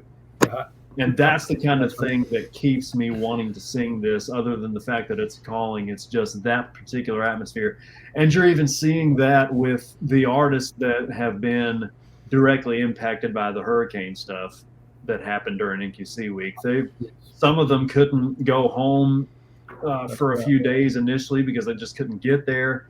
They come home to who knows what kind of destruction, and even some of the areas that they frequent have been impacted. But there's other artists that have opened their homes to them to let them hang out while things are getting figured out. There's artists that are helping other artists out that aren't able to fill their dates, and I know several. Just I see it on Facebook, and then I know some stories just privately that are going on. But it's the family of God in action. It's not just the fans, but the singers being the hands and feet of Jesus in a time of need, whether it's through a sickness situation or a natural disaster, and getting them through it. It's just really cool. I know that was a long-winded answer, but it's what I hear all the time, and you're exactly right. That this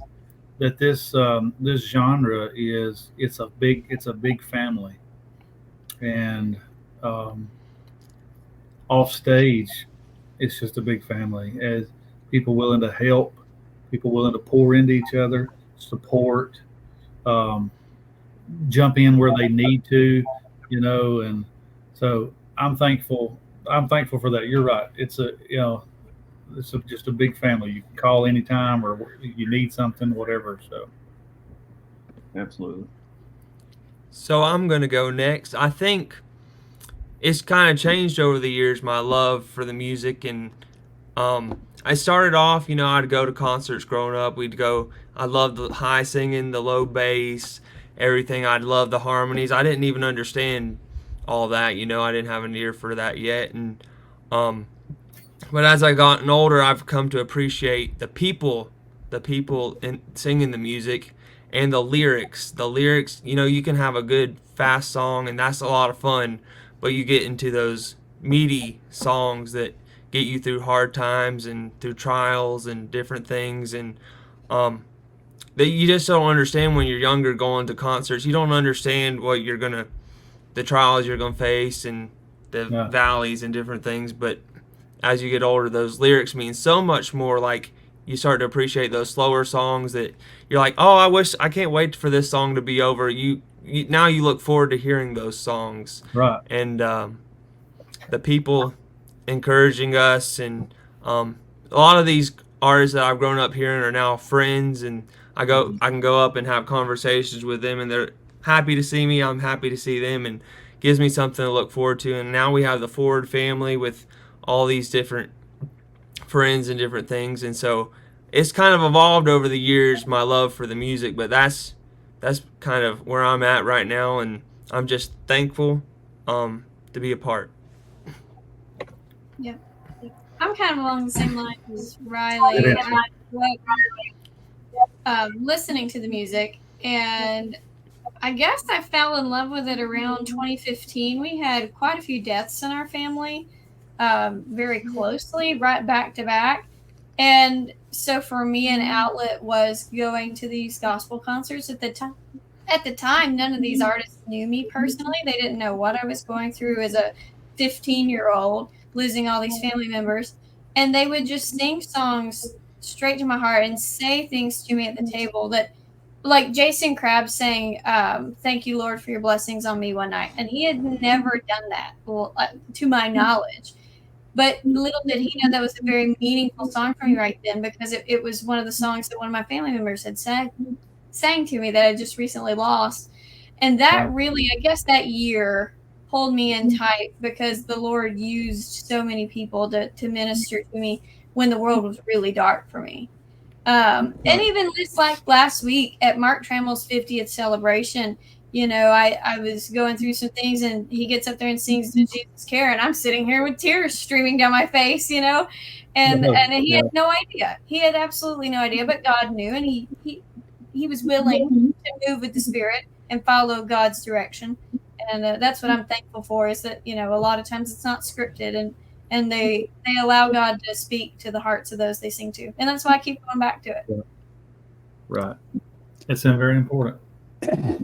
I guess I'll be the caboose. What hooked me as a kid was the Flash. I can't remember which one said about that. I think Riley said the highs and the lows, the high tenors and the low basses, and grew up with the Cathedrals era and the Gold City era, and some of those when they really was popping in the 80s, and that was kind of what hooked me. What really got me fascinated with the people in the beginning was some like Tim Riley.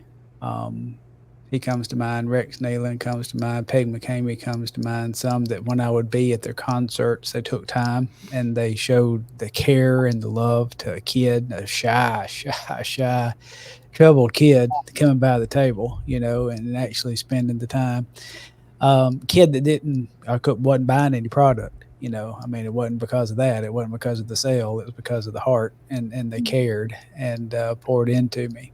Right. And then I think Evan said, the change when you get when you get saved and your heart gets right and you start listening to the lyrics and what's being sung. I remember, I think the first song that really kind of started resonating with me there was "The Greatest of All Miracles," Gold City back in the day. That was one of the first songs that comes to mind that really just resonated as a kid, and growing up, and just that connection grew. I'm really big. I'm not big in worship wars and fighting over styles of music, but I just really feel strongly that the genre of Southern gospel music has a lot of lyrically strong, doctrinally sound, scripturally sound songs that speaks into the heart of the believer, and that convicts the heart of the unbeliever when it's presented. Right. And Avery said that this about this past week, and the song was ministering to us. Does Jesus Care was one that was a huge standout to me. Scott Howie came back on the stage and sung "That's What Grace Is For," and that's a huge song to me that speaks to me. And it ministered to me, and I needed it this past week. So all that, and then fast forward now, watching young people. I love watching the young people at NQC, and now I'm seeing the artists of today, older and younger, pour into the young people and love on them. And I just love the family. I mean, I really truly love the family. A family that's accepted this guy who has not a lot to offer. I've just been a fan and then a behind the scenes guy for years, but I just love the family aspect of Southern gospel. It's huge. It's unmatched. I just don't know any place else musically that you find that. And can I throw in this too? Because I really didn't say this in my answer, because I was more worried about the music side of it, not so much the family side of it. This past week at NQC, I mean, there were multiple artists, I mean, from different groups, different people that hadn't even been on the same lineups before, that would just text me, "Hey, you want to go get some breakfast this morning?" People through Ford, Kyle Goodson, me and him woke up at 7 a.m. Yeah, Cody, we went to a cookout at like midnight. Kyle Goodson woke me up, "Hey, let's go get some breakfast." Me and Brady just, I mean, heck, I could call him and be like, "Hey, what are you doing?" He's like, "Hey, I don't know. You want to go do something?" Just at NQC, when this should be a time for the artist to kind of vacation and to kind of spend time off, we're the same artists that still didn't treat you like they treated you just like you were a person, and I love that about this genre. You can't go to another concert and have the artist, you can't go to a festival and the artist be like, hey, let's go hang out, and so that's what I also wanted to throw that in, that at NQC, they were very, very gracious to me and treating me like, and you're one of those, Cody. You just treated me like a brother. And from the day I met you, you've treated me like a brother. And I love that about our genre. That's good. Yeah. That's good. And yeah, Brother Richie works. I agree with you. And boy, it's a pleasure being able to hang out with Brother Richie some through this past week. Brother we Richie. got to stick together in this, and it's just it's awesome being part of the family. Brother Cody, we have kept you. It's we're an hour and 45 minutes in this, and we'll try to get to a finish line. We get carried away when we get going. I hope you've enjoyed your time with it. I have enjoyed it very much. It's been a lot of fun. Brother Jason, well, I'm going to say a couple of things, but if you see any just absolute pertinent comments that we need to throw up, you might kind of think along those lines. But I tell you what, you look at comments and I'll handle this part. I do want to give time. We appreciate Cody and giving his time to us. And we appreciate the Chuck Wagon gang so much. They are a blessing to us and encouragers of Southern Gospel Forward. And so want to talk a little bit. There's a picture of the current lineup. Is that in Lawrenceburg? I'm not sure where this picture. Yeah, that's the Crockett Theater in Lawrenceburg. That's a killer photo right there. That's really good, yeah. Front of the Crockett. But if you go to the chuckwagongang.net, the chuckwagongang.net, then you can find their website. You can find their tour schedule, their music that you can purchase and support them in. But I'd like to give you a moment, Cody. Is there anything specific you would like to promote or talk about when you're thinking about the Chucks? Well, this would have been the time that I would have normally promoted or said something about the upcoming homecoming in Asheville. Oh, yeah. As of yesterday, we had to officially call that off. Right.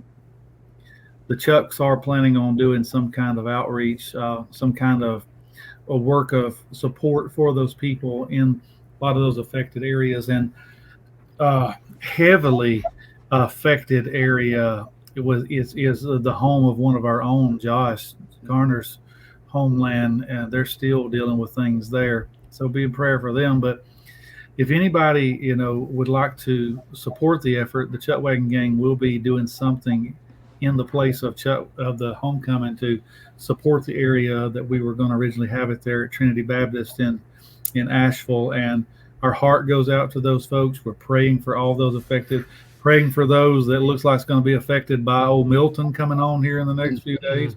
And just a time when the church I'm so proud of the church, just the church body as a whole that has pulled together during these last few days and the last week, and the church is strong. And so if you want to support and get with the gang in any way, get with Josh or send us a message. We will be sending some kind of relief, some kind of help, or doing something in the place of what was originally going to be the homecoming to try to fix to fix the to do something to support in that So absolutely.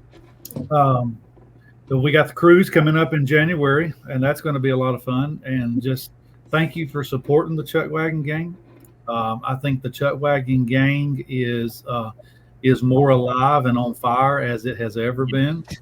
And absolutely, we are excited. God has opened up some big doors for us. We just got finished with the Gaither taping. We just got finished with, singing on the Grand Ole Opry. Which was epic to witness. Yes, it was. Awesome. You talking about a very surreal moment standing in that circle, It was surreal standing in the wings. And I want to publicly thank Shay for that opportunity because that was amazing. Well, And I want to publicly ask Shay the next time it happens because I know more about country music than this fool does. So I see that the roadie is a little bitter with the fill in, So. All these speakers that I lugged, and what do I do? Wow. But the Chuck Wagon gang, thank you for supporting the gang. And without it, I wouldn't be able to be a part of what I'm doing right now. And just really excited about everything. And, that's I can't hardly say anything else other than that. I mean, I'm just extremely excited to be a part of what we're doing, and thank you for loving the gang and supporting it. 90 years, and the love of fans and love of the people is what's got us to the 90-year point. And something that's really crazy that I was going to show y'all. So in those years at Bryson City, 1 year the Florida Boys was there, and they sang at Bryson City. And so all those years, God knew all of this all those years ago. And I walked up to the table and got the signature of a young dude. Yes. That is so awesome. Grinning Josh. As with all the other guys, Les and Daryl and Glenn and Gene and Alan. But I met this guy all those years ago, didn't even know about it. And then fast forward to present day, and I'm on stage with him signing autographs on the same picture as him all these years later. That is so awesome. Fantastic. That's just kind of the full circle. It's called, they call it the American Dream, but I call it the Southern Gospel Dream. And the aspiring young artist that thinks, boy, I'd really like to do that, but I don't think I'll ever have the opportunity. I had a nickel for every time that I thought that this opportunity would never come my way, then I'd have a lot of money. But you know what? It does, and it can. Just stay faithful and persevere, work hard, and do your thing, and the doors can open for you. Just like, trust me, if they open for me, they'll open for anybody else. I'm gonna tell you. Absolutely. That's good stuff now, brother. Appreciate you sharing that. And yes, we love the Chuck Wagon gang, and so thankful for you guys. Anything anybody want to shoot out here on the comments before we go? We got Jake Cohen. Oh, check this out. Shaneyfelt family showed me and jump started my love for Southern gospel music, Cody. And all the gang, yeah, I tell you what, thank you for sharing that, and we appreciate you, and I know the Shaneyfelts do as well. Robert Bradford says Cody's as genuine as anybody's ever met, and I agree. He's a fine young man. I enjoyed spending time with him. Brandon Berry, keep doing what you're doing, praying for y'all. Great Thanks, bass. buddy. Absolutely. So, yeah, that's appreciate all the people. I know we didn't get to all comments, but we tried. But thank y'all for supporting and joining, and that means the world to us. We'll have an announcement in just a second when we bring this to a close. We are going to announce our next episode because it's kind of a nice little here we go announcement that we've got Cody coming up. Shaneyfelt, Part 2. Yes. Episode 2, Season 2, Part 2. But I do want to go back to what Cody was speaking about North Carolina and some parts of Tennessee and in Georgia and those areas that were so devastated by the weather. And, it's been a blessing to watch what's going on. A lot of times we get fed and conditioned to be taken care of by things like state, local, national governments and stuff like that. But when things like this comes into play, you find out that the church and God's people are the ones, and you see the boots on the ground and all the work that's going on. I encourage y'all. Everybody, I know we're all different financial walks of life, but everybody in the sound of my voice and watching this is able to do something. Whether it's buy a case of waters, whether it's a $5 donation somewhere. But I encourage y'all to keep being the church and to help these folks. The devastation in some of these areas is not going to be fixed next week or next month and not next year. I saw some reports on some major road systems that may be years in the reparation. So we need to support and pray for these. Lift up. We need to pray for them, but also we need to act and be the church. So I just encourage y'all to look for ways and watch for the Chuck Wagon Gang, what they do, what they sponsor, and let's jump on board and sponsor this area. The Kingsmen right now have a link for a GoFundMe. For a GoFundMe for Ray and Brandon and all the Reese families area. So if y'all want to go on their page and donate, that's a great place to do it there. And I'm sure when the Chuck Wagon Gang get theirs going up for relief, y'all go and donate to that one as well. So pray for Florida because they're about to get hit. Absolutely, A lot of our Southern Gospel family and distant family down there in the path of that. Bill Bailey's right south of Tampa, and he's in the line of fire. Family and all of those people down there. Miss Nina that watches all the time. She's down there. Our friend Leah. I mean, there's so many that we know down in that area. Pray for them too. Well, I would never normally do this. I don't think I've ever done this with any of our guests, but Brother Cody told off on himself about his ministry and pastorship. Brother Cody, would you mind, with everything that we've just talked about, maybe lifting a word of prayer for us all, for everybody that has been affected, and just maybe pray over this and pray for God to move in these times? Absolutely. Heavenly Father, we thank you for the opportunity to be able to fellowship today with a lot of our friends. A lot of them have joined us in comments and watching. We thank you, Lord, for this family. We thank you for salvation that has allowed us to be a part of the greatest family of all, and that's the family of God. And we thank you for the sacrifice that you made for us so that we could have the wonderful hope that we have in our hearts and absolute peace that we have in our souls tonight. We ask you, God, that you would watch over those that are suffering from the storms, those that are in the path of the one coming now, those that have lost so much and are dealing with so much right now. We pray, Lord, that you would just be a little extra close to them tonight and help them in their lives and in their needs. I pray for my friends here, all of those that are part of Southern Gospel Forward. Thank you for their ministry. I pray, Lord, that you would continue to bless it and use it to reach and to encourage, to strengthen and to uplift people. I pray, Lord, that we stand on a lot of stages and we go to a lot of places. I pray, Lord, that when they look at us from the crowd or they walk up to the product table or meet us wherever we are, I pray, Lord, that they would look past us and they would see you, because that's the one that they need to be looking to. And I pray that we could give them as much of you as we possibly could. Anoint us and use us in every part of our lives, and that we may bring you honor and glory and lead somebody to heaven. And I pray, God, that your blessings would be upon us. Thank you for everything that you've done in our lives and continue to do. We ask it all in Jesus' name, and we give you the most honor and glory as we can. Amen. Amen. Thank you, brother, so much for leading us. Gosh, I'd be remiss if I didn't do this, but I want to bring y'all smile in there. I'm going to bring our brothers. We hadn't got Jason and Dawson there in the pictures yet. Our producers, thank y'all for what you did tonight. Anything else from the panel you want to ask or say to Cody before we do the reveal?